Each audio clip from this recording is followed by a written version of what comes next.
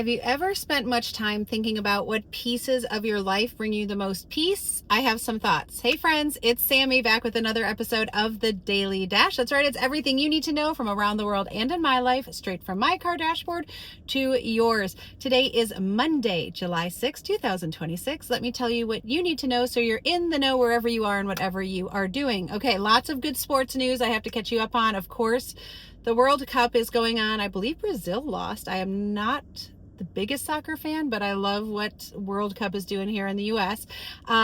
Wimbledon is where my focus is. Lots of good things going on. The women's draw is totally upended. The men, they're playing the quarterfinals right now. Quarterfinals. Playing to get into the quarterfinals. There's a lot going on. Summer League is underway. There's like 8 Tar Heels playing in the Summer League, including RJ Davis and Seth Trimble, Cormac Ryan, lots of good names there. It's also, I guess there's some great moon viewing. July, like the skies in July, NASA's saying, keep your eyes up to the sky. So we'll just leave it at that. It's also National Fried Chicken Day, and I'm about to go get my tires rotated, and it's right next to the home of Nashville Hot Chicken, the original. Some of you may not know this, but Prince's Hot Chicken is the original. And so, I don't know, I'm not a big hot chicken fan, but I might have to go.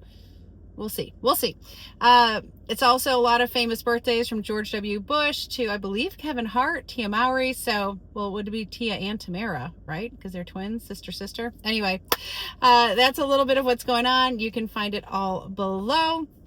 But I just wanted to say, I woke up this morning. Usually I have really vivid dreams, but this morning it was more of this this line that I woke up with of peace by a P. It was like a word play, like P-E-A-C-E and then P-I-E-C-E. So, and there was a picture of a piano, and it's like, does that item bring me peace, or do I find peace through exercising my talents, like a piece of my life?